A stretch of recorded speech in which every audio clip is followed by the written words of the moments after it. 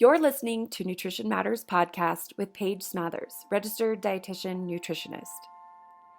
Nutrition Matters podcast explores how to approach food and your body in a whole new way. I interview people who share stories and expertise in rejecting diet culture, making peace with food, and discovering a more positive, realistic, and sustainable approach to health and well-being. I'm Paige Smathers, registered dietitian nutritionist and owner of Positive Nutrition, an in-person nutrition therapy practice in Salt Lake City, Utah. I offer free resources, including this podcast, a blog, and posts on social media. If you're local to Salt Lake City, check out our services and availability for appointments, and keep your eyes out for in-person groups on mindfulness, intuitive eating, body image resilience, and more. Go to positive-nutrition.com and hit subscribe if you'd like to keep in touch. I also offer online courses covering topics like the science of nutrition, mindfulness, and healing your relationship with food. Check those out at positive-nutrition.com/academy. If you like what you hear on the podcast, you can make a difference by leaving a review, sharing with friends and family, or making a donation. Thank you so much for your support. You can also find me on Instagram or Facebook if you'd like to have a little more food for thought at Paige Smathers RD. Thank you so much for listening. Hello and welcome to Nutrition Matters podcast, and thank you so much for joining me. I'm so excited to share this conversation I had with Ayana Habtemariam all about what weight inclusivity and intuitive eating, kind of what's unique about application and acceptance of those movements in Black communities. So many of you might not know this, but when I reach out to a potential podcast guest, the way that I like to approach that is I like to kind of reach out saying, hey, I really enjoy your voice. I enjoy your perspective. I think you have a lot of really great ideas. I would love to invite you to come on the podcast. And then I typically say, what are some topics that you're really passionate about and excited about? I find that it is really, really fun to talk to people about what they're most excited about. And so that's kind of why these topics are the way that they are with the podcast is I'm interested in the person, and then I like to kind of find out what's on their mind right now and what they're learning about and what's exciting them or what they're passionate about. So Ayana told me when I asked her that, she said, I really want to talk about intuitive eating and weight inclusivity and weight inclusive care in Black communities. So that's what we talked about today. And it was a great, great conversation. I'm really excited to share it with you. So Ayana is just fabulous. She's just so wonderful. I just love her voice. I love her perspectives. And I do want to tell you that she has this unique training as being not only a registered dietitian, but she's also a social worker. So she has this really great dual perspective and dual training that's really uniquely enables her to be such an effective nutrition therapist. So we talked today about how the intuitive eating message can sometimes be tricky for people of color to accept or to even give it the time of day. We talk about why that might be, and we talk about kind of ways that the messaging could improve. So I hope you enjoy it. I just want to also remind you that the podcast is now you are now able to support the podcast directly. If that seems interesting to you, or if that seems like something you might want to do, I highly encourage you to consider it. So here's the details. All you have to do is click the link in the show notes, and it's just 2 clicks from there. It's just you pay for it through Apple Pay or through Google Pay. And what it is it's a way to support the podcast, way to support this work and to keep it going. And what you get in return is for $5 a month, you get access to 3 exclusive podcast episodes that are available only to podcast supporters. So what the format will be is once a month, I will record a guided meditation. Once a month, I will record a nutrition lesson. And then once a month, I will record a Q&A episode, taking questions from supporters themselves. So in the past, I've done Q&A episodes on the podcast, and it's never ceases to amaze me how much you will reach out and say, oh, I love the Q&A episodes. They're so helpful. So now those will actually just be in the future, when I record more, they will just be available for supporters. But just to clarify, all of the interviews that I do on the podcast will remain in the regular podcast feed and will remain free. So for $5 a month, you get access to a lot of really great content that hopefully can be very helpful in your journey toward a more peaceful relationship with food and your body. I look forward to taking more time and effort to create that exclusive content, and I hope that many of you will choose to support me in this work. I've been podcasting for 5 years. I really haven't made any money off of podcasting, which is fine, and it's what's felt good to me to not accept advertising opportunities and to keep the podcast ad free. But as I've moved deeper into this process and into this work, I really have decided, you know what? I really feel like I need to be compensated for the time and effort that I take to create this content. So if you would like to contribute to and support the podcast, just click on the show notes in the link in there, and you can choose between $5 a month or a yearly subscription fee as well. So thank you so much for considering it. I really appreciate it. And without further ado, let me introduce you to Ayana Habtemariam. She will do a good job of talking about who she is and what she does. And I'm just so excited to share this podcast episode with you. Thank you again for being here and for being part of this project with me. And I hope you enjoy today's episode. Hi, Ayana. Welcome to Nutrition Matters Podcast. Hey, Paige. Thank you so much. Thank you for having me. Well, thank you for taking time out of your day to join me and to share about topics near and dear to your heart. It's just such a joy to connect with people through the podcast. So yeah, thanks so much. No problem. So let's just start off by introducing yourself a little bit. Talk about who you are, your background, your training, kind of where you're located, what you do, and then we'll dive into our topic for the day. Sure. So I am a dietitian, and I also have an MSW, macro social work, though.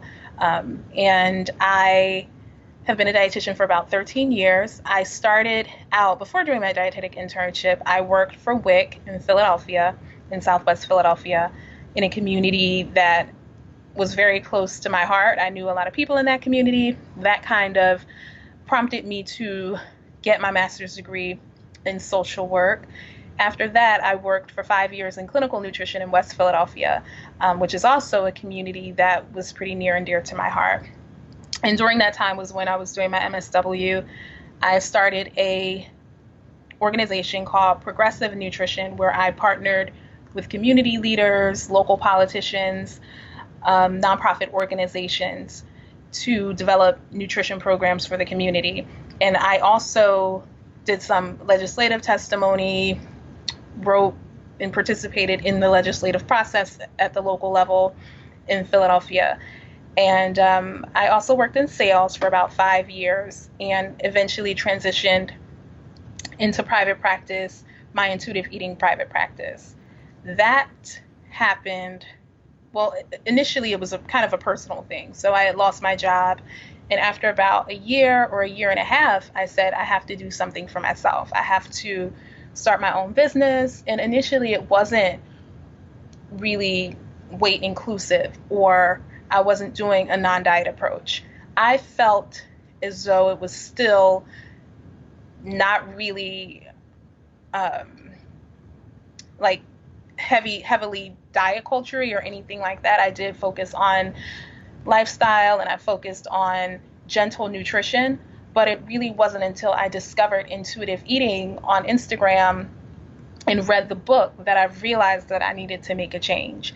And so I eventually did the intuitive eating certification program and completely changed my company, basically restarted it. And I do a 12-week intuitive eating program. And I also do just private one-on-one sessions with clients. But the intuitive eating thing and the non-diet approach and fat positivity was something that was just really personal because of my own experience with disordered eating and body image concerns.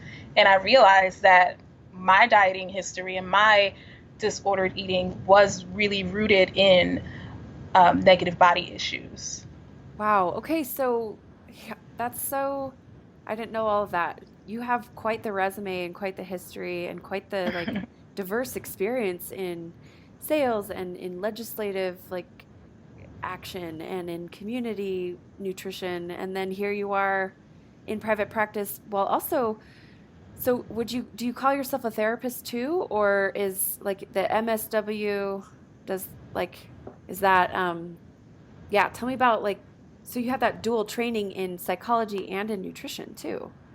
Yes. So I don't call myself a therapist. There are MSWs and other therapists who say to me, "You're a therapist. You did the training. You have an MSW, and we have to do the practical experience." And most of mine was clinical practical experience, even though I did a social policy and community arenas track. But I don't call myself a therapist.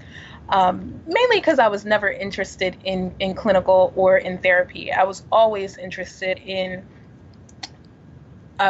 macro level, institutional level, Yeah. societal level, and grassroots type interventions. I Okay. was never interested in individual type interventions. And here I am. I'm doing one-on-one nutrition counseling with non-diet approaches and intuitive eating, and I really love it. But I still appreciate the experience that my MSW gave me. I For use it sure. every single day. Oh yeah. Yeah, that I have to just say like I think most dietitians who do what we do have a moment of like I think I need to go back to school and become like an do social work or, clinical mental health counseling or whatever it is, just Hmm. because it's like, whoa, people are crying, people are like Yes. really struggling, people are sharing about like life issues that then affect their food and their nutrition. And so I think that's such a beautiful combination of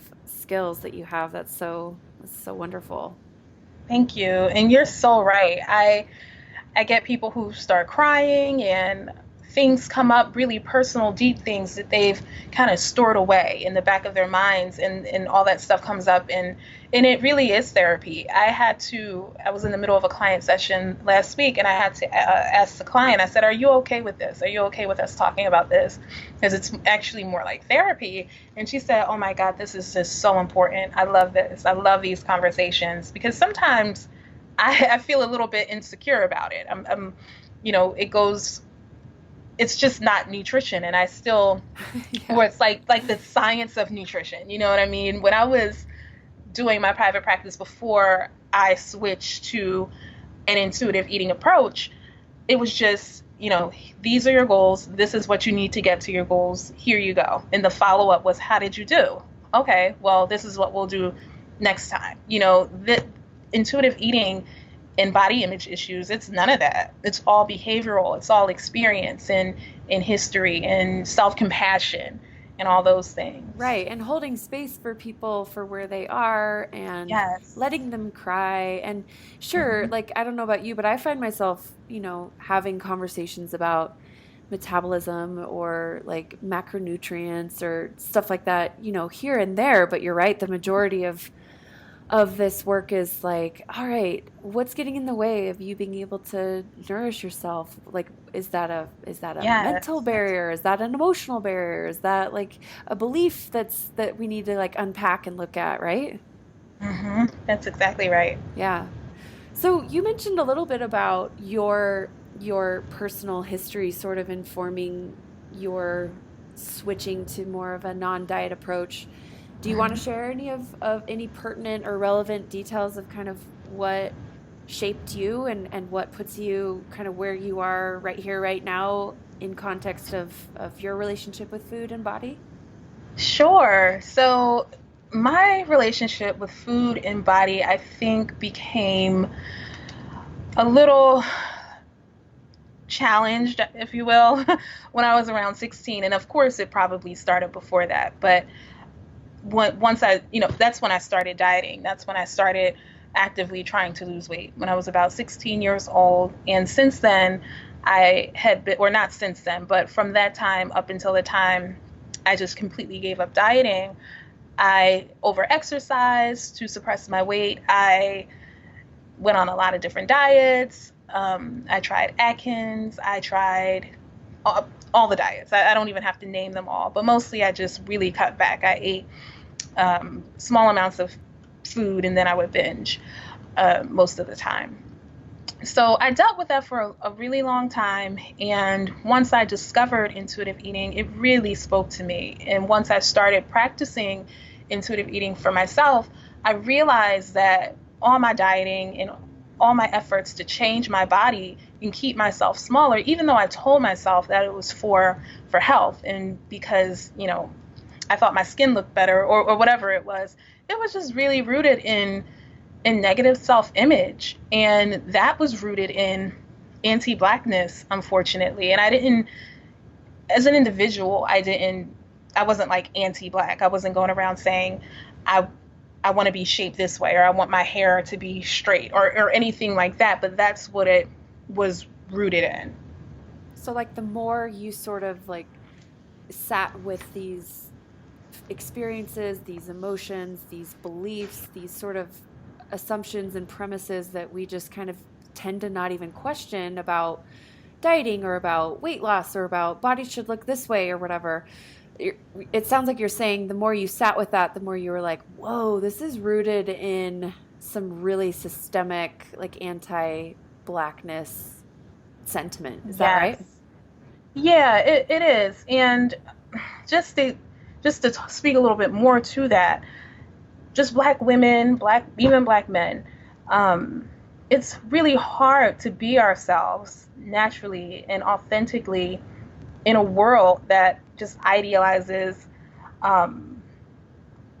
people who don't look like you, and bodies that don't look like yours, or bodies that are unattainable, and we learn through socialization, or we have learned through socialization and terror and oppression, for example, that our hair wasn't good, or our skin was too dark, or our bodies too large.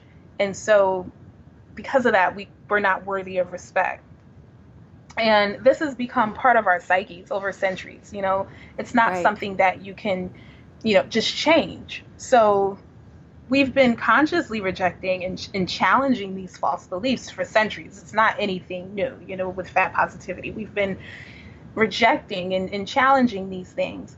But there's still a lot of internalized anti-Blackness that we have, that we have within us that we're battling.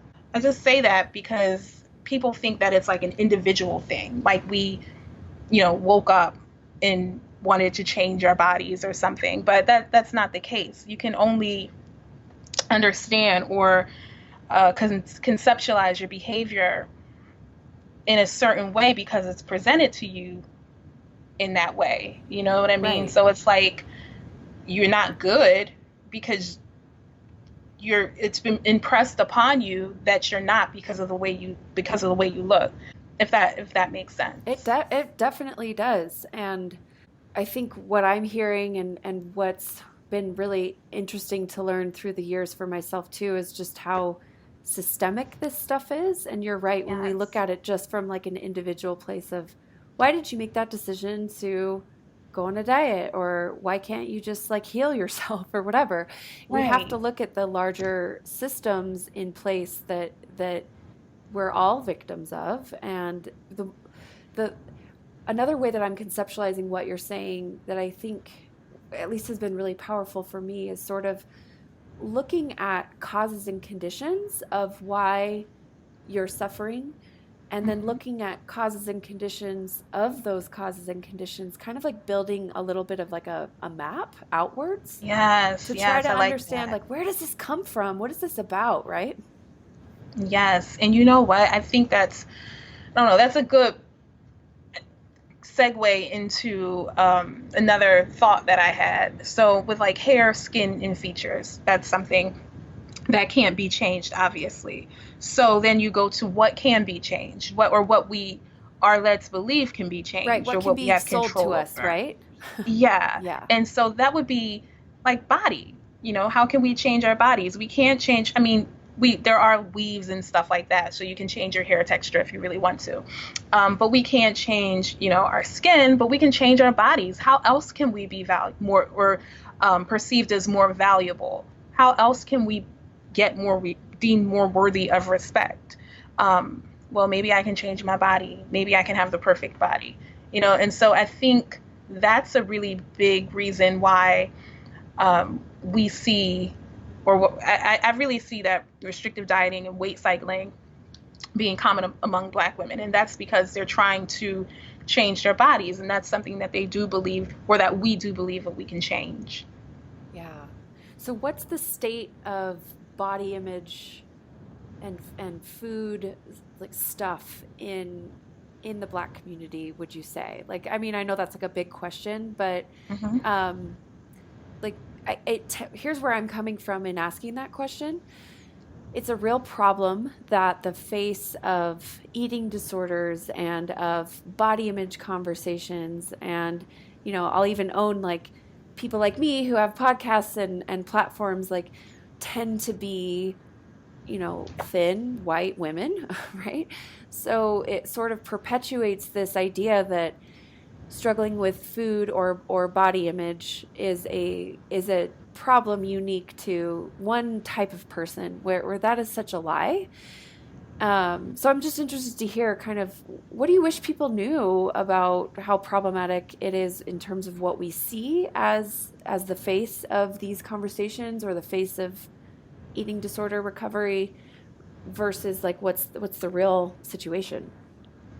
Yeah, that's such a great question. And I would say we suffer, Black women and Black men suffer from disordered eating and eating disorders.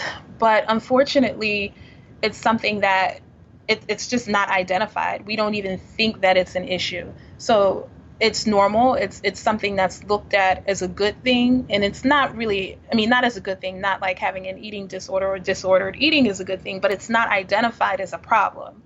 So if somebody is losing weight, it's applauded, it's praised.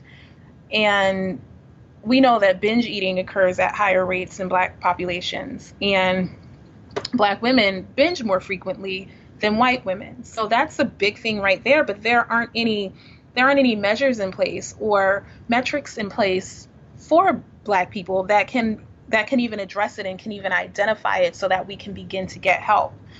The other thing is that there's so many different subcultures within Black communities, and we deal with things in different ways. So I think it's just hard to nail down a Right, certain it's not behavior, one or, way. Yeah, right. yeah, just one way. So there are just a lot of challenges. And then you have challenges with food access, for example. If somebody is trying to feed their family and they don't have enough food, and they're feeding their children and they're feeding their families, and it's a woman who's the head of the household and she's not eating, that can also compound the issue. So they're being told maybe by healthcare professionals or by just, information that they get from the environment, whether it's in the media or reading something or heard something from someone, or just beliefs that are commonly held, that they should be a smaller size. So that just makes it worse. They don't have access, but they also have this belief that their bodies are too big, or that their bodies are contributing to chronic diseases, or that they're just not good enough. So when you have inconsistent access, and when you believe that you should be smaller, that your body needs to change, those two things together can only make things worse when it comes to disordered eating and eating disorders. Absolutely. So I'm going to throw a little curveball your way. I didn't prep you for this, but have you learned or looked into or heard about the racist origins of BMI? And if so, do you want to speak to that a little bit? Yeah, so I've heard of that. When I was in grad school, I did a paper on BMI and Black women, and so there's a lot that I could say about that. So one thing that I'll say is that Black women's BMIs are, with other populations, as income level and socioeconomic status rises, BMI, rates of obesity, rates of overweight decrease. With Black women, there was no change. So as our socioeconomic status, as our income level, education level increases, there is no change when it comes to overweight and obesity. And so researchers, anti-obesity researchers, or whatever you want to call them, act like they're so perplexed about that. And it's like, well, why? And it's like, well, maybe they just eat too much. And, but why not think, or why not just use the science and see the research that shows that we have higher bone density, we have higher lean body mass. This is women, Black women and men, or Black women of men of African descent, and say that it could be related to that. And we're a group that's commonly miscategorized as overweight. So instead of saying that it's a problem, we need to change the metrics. So I just think that's interesting. I think that the fact that, our body, or the way that we're categorized using BMI, how it doesn't change across income levels and across socioeconomic status and all those things, I think that we should be asking more questions instead of making assumptions saying that it's problematic. I think we need to go back and look at the population and see why that's the case, and nobody's doing that. Nobody really talks about that. Right. The BMI is problematic regardless, but Yeah, right. Extra problematic when we're talking about it in context of race, because it was actually the way that first of all, it was developed in the 1800s by an astronomer, and the way that they actually came up with even like the categories, that happened in the 1990s. But this was they used solely white subjects to even like develop this quote unquote tool, and it's so problematic in so many ways. But even just from the perspective of what are some of the most physically like talented people, like let's say like an athlete, okay, their BMI is going to be often cases in the quote overweight or even obese 1 category, because of their like muscle mass, and because of just their strength, and their like muscle weighs a lot, so to not take into account like different lifestyle factors. Are you a professional athlete, or are you someone who, sits at a desk?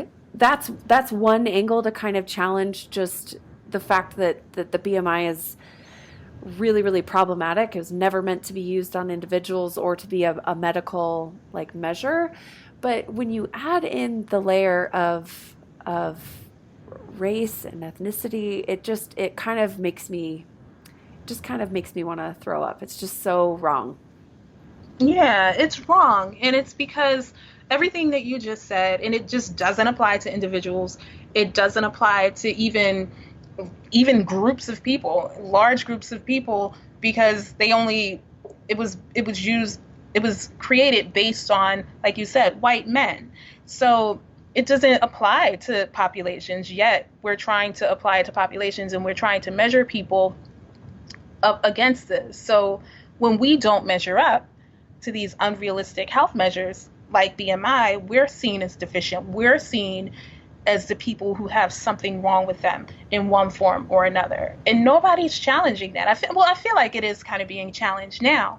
But, we're not measuring up, but we're not measuring up to standards that weren't made with mostly anybody in mind. Right. And like you said, it wasn't even made to apply to individuals. So yeah, BMI is a huge problem. Well, and it's like I would imagine that it's part of why a person might develop, body image issues and or food issues. Oh, yeah. Because when you go to the doctor and they have you step on the scale, and then you're told your weight is wrong, your body is wrong, and by like, what if it's not though, right? Like, what if the measurement is wrong, right? Like it's like, why are we making a problem out of something that's potentially and very likely not a problem? And anyway, it just, you could get me going on this forever, but it's just really, really unfair for everybody. But then there's just extra layers the more we look at like how it affects like just large groups of people. That's in such problematic ways. It makes me so sad. Yeah, it is. It really is. BMI really, even for those of us who actively practice body positivity and fat positivity, hearing your doctor say that, oh, your BMI is over this, and that means you're overweight, or that means you're obese. That's very stressful, and people just don't get that. They think that you can shame your way into losing weight. But what if, like you said, what if you don't need to? What if you have a lot of strength and a lot of muscle and higher bone mass and higher lean mass? I don't know why that's not accounted for, but it really is contributing to negative body image and negative self-image. It really is, and it has to change. Yeah, I agree. Well, hopefully, hopefully this conversation gets people thinking if they aren't already, and hopefully down the road we can look back and be like, wasn't that silly that we even had to say that? I hope so. Right. I hope so too. So I'm interested to know kind of what your perspective is on this problem that you've identified and many in the past on the podcast have identified, and I also see it as a problem as well. There are a lot of people talking about intuitive eating and a non-diet approach to nutrition and health, but overwhelmingly those people tend to be like a very certain type of person, like I said earlier, kind of thin white women. The importance of people that look like you being represented in the message of the non-diet approach. Like, what are your thoughts on that? What are your ideas? How can we do better? I'm just interested to hear what you think about that. Yeah, so non-diet approaches, intuitive eating, they're definitely becoming more popular. But what I'm noticing, what I'm experiencing, because I'm trying to do my part to get the word out among within Black communities. And I'm running into a lot of challenges. It's really challenging. I didn't expect it to be easy, but I think the way it's presented on social media, where a lot of people are seeing it, and even within the blogs, where people are able to access it pretty easily, because the messenger, like you said, are usually thin white women or dietitians. I don't think it's being accepted. The message isn't being heard. It's falling on deaf ears. And it's also because often, when it's not somebody from your community or who has an understanding of your experience, they can also be tone deaf. They may not really understand or know how to approach it, or even what language to use, or right. what the problems are, or how to apply it to your particular situation. So it's definitely important that we get more people of color who understand non-diet approaches and who are trained in non-diet approaches and intuitive eating to help get the word out.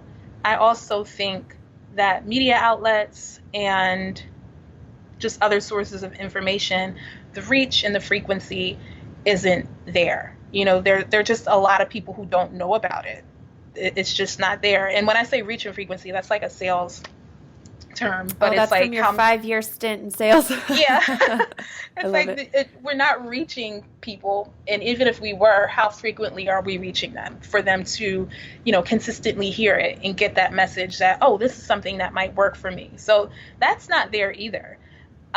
Some of my Black colleagues, they ask me all the time, like, how are we using this? What if somebody asked me yesterday, they said, what if somebody is eating intuitively and they have chronic diseases? And I explained it. I said, well, this is how it works. And their response was, when I look online and when I look on social media, it just looks like there are a lot of white women eating donuts and saying, eat what you want.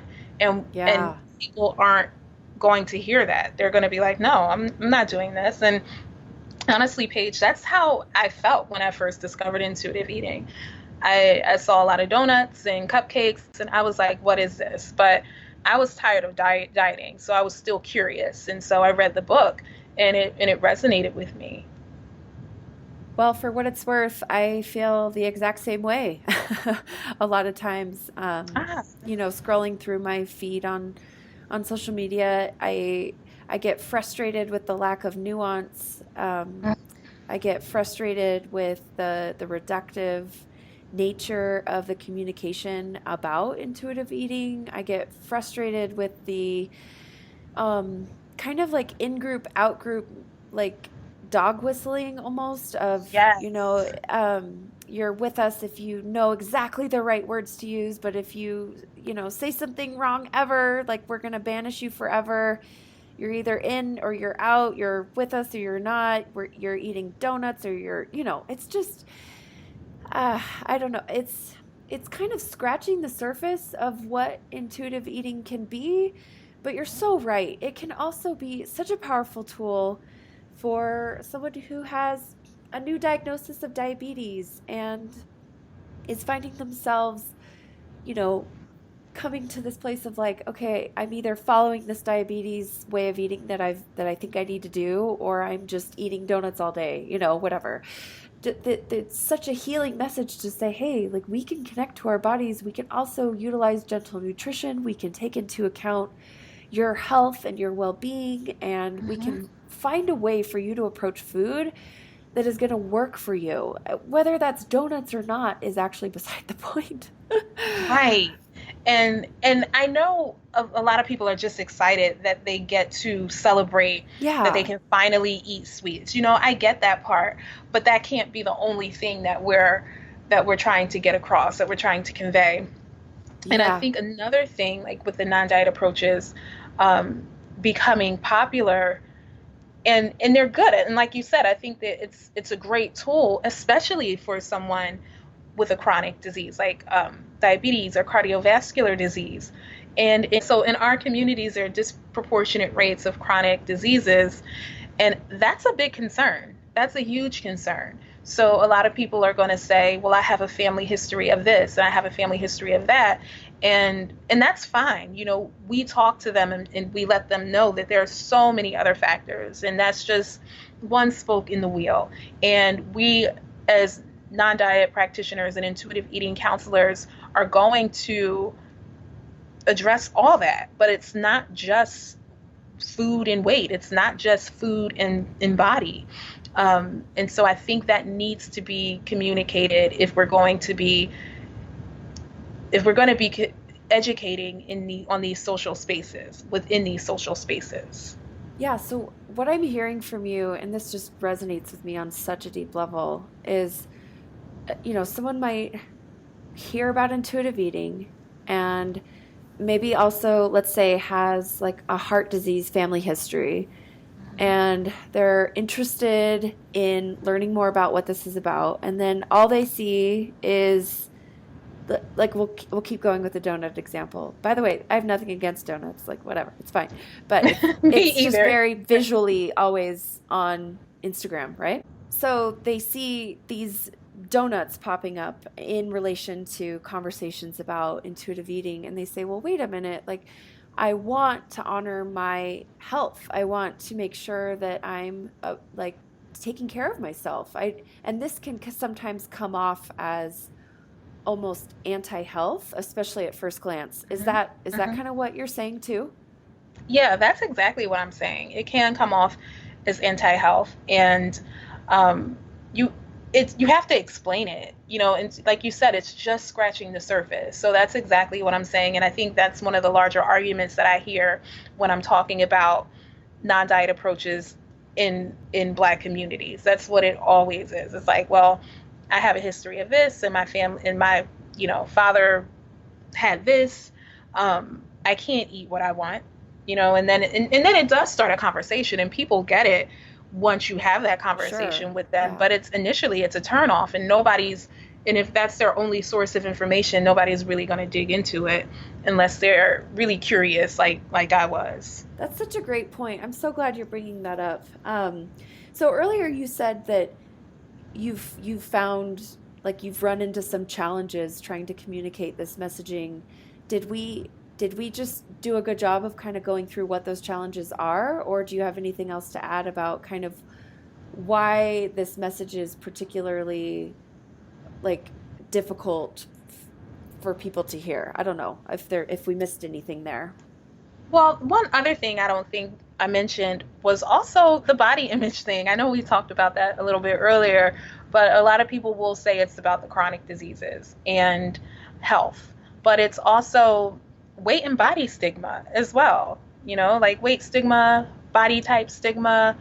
We want the Coke shaped bottles, many of us in Black communities. That's the desirable body, and you can't get that body if you're, or many people can't get that body if you're not, suppressing your calories or working out. So I also think that even for those of us who are aware of intuitive eating and non-diet approaches, non-diet, just saying non-diet and intuitive eating, people kind of translate that into eating what you want.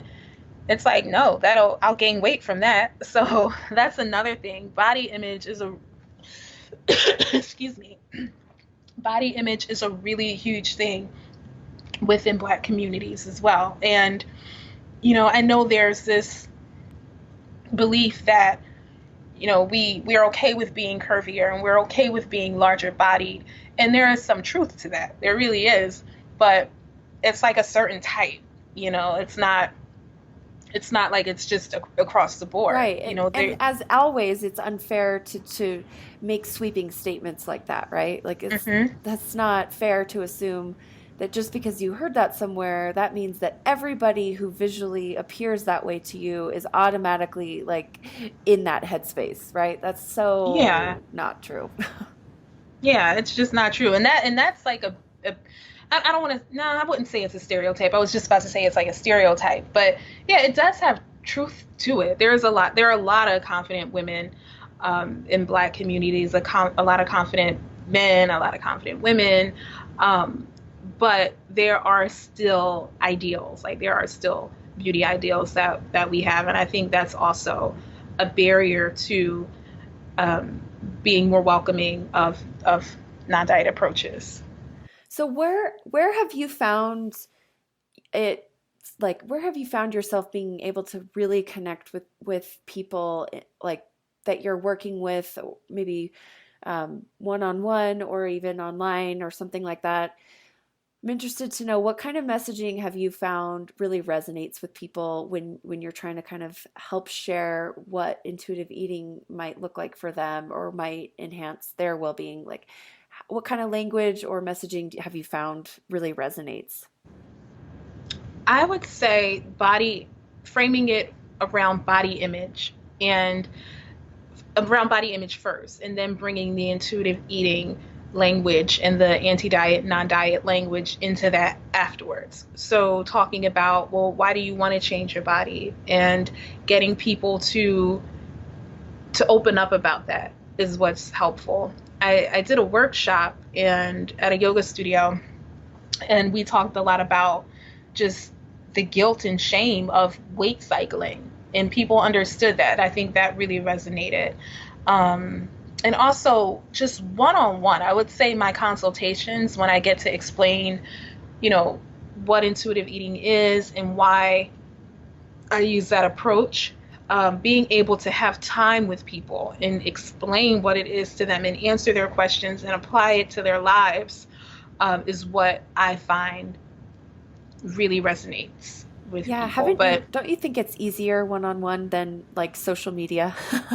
it's so much easier one-on-one. Yeah. And Paige, that's been a challenge for me. So I will be posting on social media a lot more if I could figure out a way to really get the message out there in a way that resonates with people. And I know there is a way to do it. I know there is, but it's just hard to capture the nuance Oh, in it's in a impossible. post. Yeah, it's really really difficult. So one thing that I am doing, a couple, I'm going to just tell you a couple of things that I'm working on. So I recorded like 2 YouTube videos, and I haven't edited them or anything like that because I think it's easy or I think it would be easier to do it in a video, and to start just talking to people.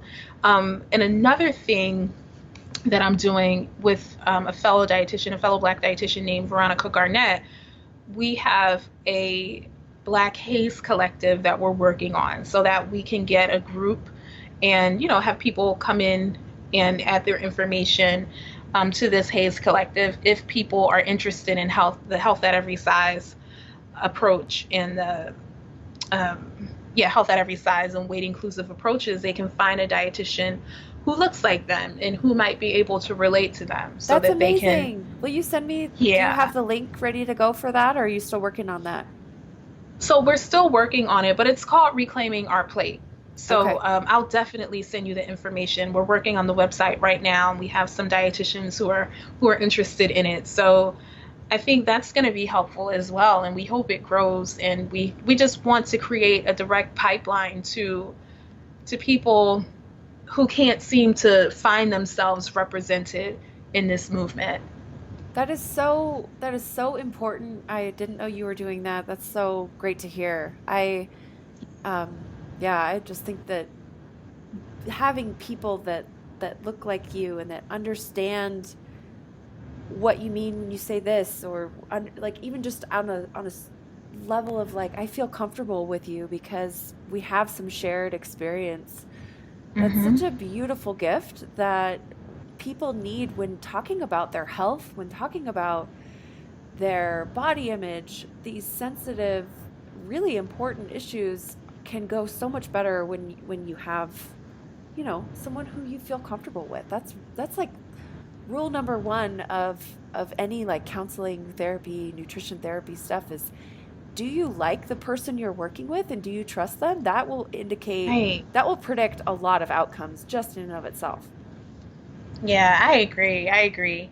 And yeah, and I think one other thing I think this one other thing I wanted to add as well.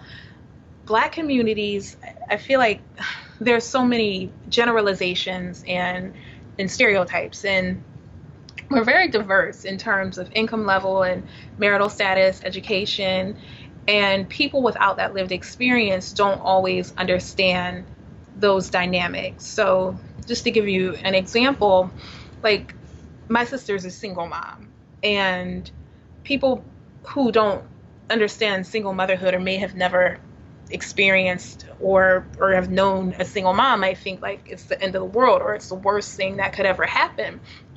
But there's so much family support there. There's so many things in the way that the family works together. I guess what I'm trying to say is that people don't always understand the dynamic, and when applying intuitive eating principles and non-diet approaches with these families and within these subcultures, you just have to understand the dynamic and understand that they can still do these things, and it's not all. You just have to know how to work with them and understand how the family works together. Yeah, absolutely. Yeah, totally agree. Okay, so tell me, is there anything else that you feel like we haven't talked about that we want to explore together around this theme? Hmm. Not that I can think of, but any other questions you might have, I'm happy to answer.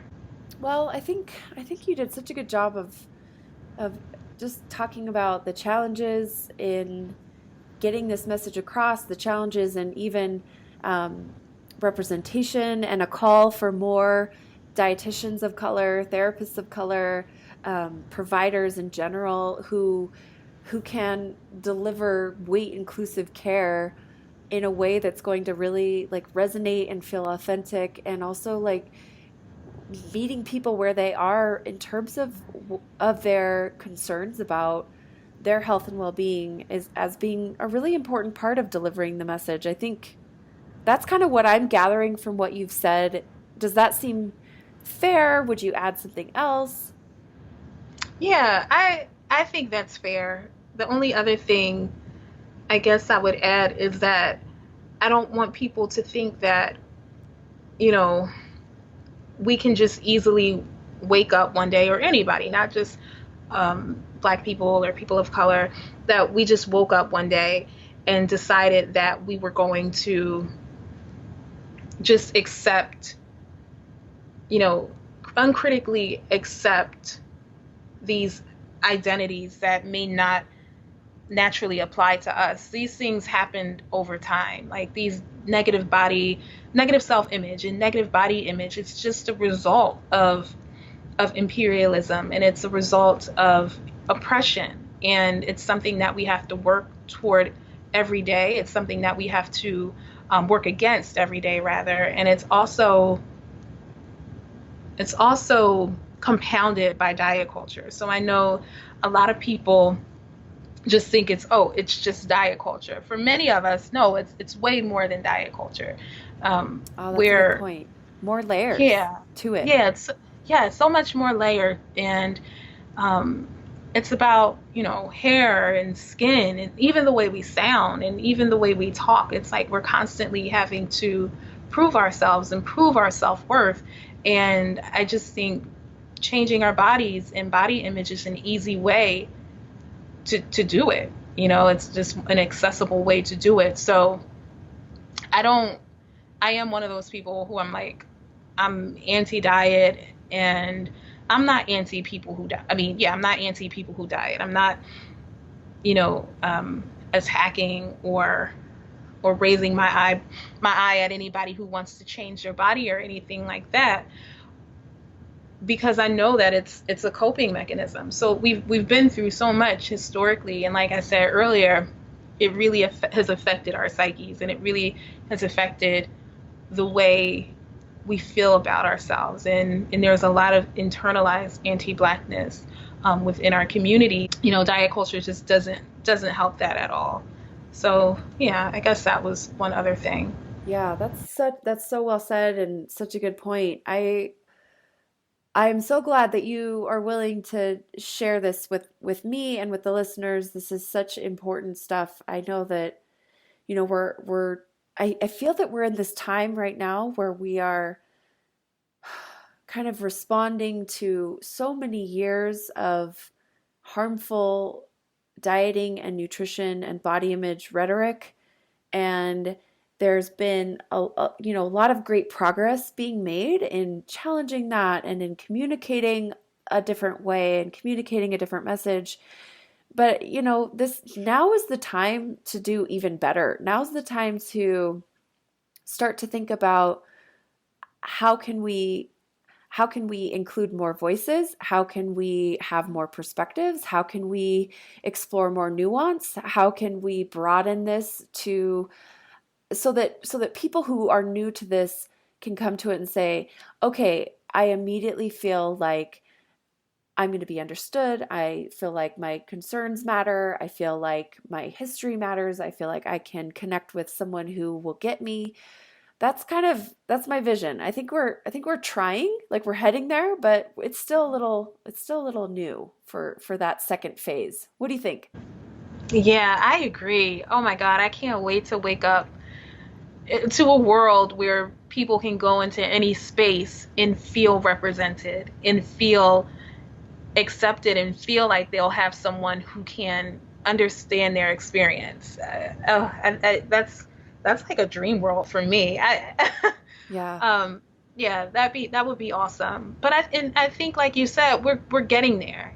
We are getting there. I think that's really important in every space, and even in the fat positivity movement. There are a lot of Black women. That movement was created, I believe, I don't, I might be wrong, so maybe I shouldn't say it. I was going to say, believe, created by Black women for them in I people think with you're right. marginalized I think you're identities. right. I believe that's true So too. yeah, so there are spaces. It's just we have to make sure we're maintaining those spaces for the people who need them the most and who they were Mm. created for. Hell Like with yes. I love Yeah. it. I love it. That's so beautiful. Um, will you take a minute and talk about how people can keep in touch with you and follow along with your work and even work with you and Just talk about how all that works for you. Sure. So the best way to get in touch with me is through my website. It's trulyrealnutrition.com. And you can schedule a free discovery call or a consultation call. Those are usually about 15, 20 minutes. And you can also, my contact information is on there. So you can send me an email. I usually get back to you really fast. I work one-on-one with individuals, and I have a 12-week intuitive eating program called True to You. And for social, I am on Instagram the most, and my handle is at the Trill RD. That's TheTrillRD. Also on Twitter and Facebook, but I'm not on those two that much. Okay, and I will link to your website and your Instagram so people can click in the show notes and find you there. Does that sound good? Yeah, that sounds great. And I'll also send you the link for Reclaiming Our Plate. We're still working on the website, but at the time of this release, it should be up. Okay, perfect. Thank you so much for sharing all of this with me and for taking time out of your day. It was so great to connect with you. So thanks so much. You're welcome, Paige. Thank you for having me. I really enjoyed this conversation. Me too. Well, I sincerely hope you've enjoyed this conversation. If you haven't already, please go ahead and leave a review on iTunes. Thanks again so much for listening, and we'll see you soon for another episode.